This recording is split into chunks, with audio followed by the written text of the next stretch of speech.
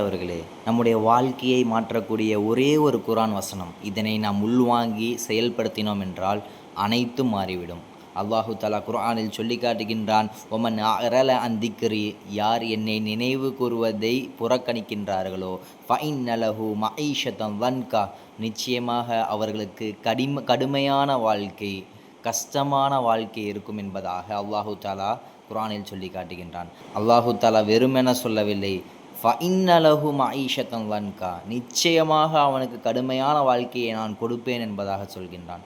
அன்புமிக்கவர்களே, சற்று சிந்தித்து பாருங்கள். நம்முடைய வாழ்க்கையில் எத்தனையோ காரியங்களுக்கு நாம் முக்கியத்துவம் தருகின்றோம். ஒரு படத்திற்கு போவதற்கு முக்கியத்துவம் தருகின்றோம். கிரிக்கெட் விளையாட போவதற்கு, அந்த கிரிக்கெட்டை காணப்போவதற்கு நாம் முக்கியத்துவம் தருகின்றோம். சீரியல் பார்ப்பது என்று பல விஷயங்களுக்கு நாம் முக்கியத்துவம் தருகின்றோம். அதெல்லாம் நமக்கு ஒருபோதும் வெற்றியை பெற்று தராது. அல்லாஹு தஆலா தெளிவாக சொல்லிவிட்டான், என்னை நினைவு கூறுவதில் தான் உங்களுக்கு வெற்றி இருக்கின்றது. என்னை நினைவு கூறவில்லை என்றால் கடுமையான வாழ்வு உங்களுக்கு இருக்கும் என்று சொல்லி காட்டிவிட்டான். நம்முடைய வாழ்வு கடுமையாக ஆவதற்கு இந்த விஷயம் காரணமாக இருக்கின்றதா என்பதை ஒவ்வொருவரும் சிந்தித்து பார்த்து அவ்வாறு இருந்தால் மாற்றிக்கொள்ளக்கூடிய பாக்கியத்தை வல்ல இறைவன் நமக்கு தந்தருள் புரிவானாக. அஸ்ஸலாமு அலைக்கும் வரஹ்மத்துல்லாஹ்.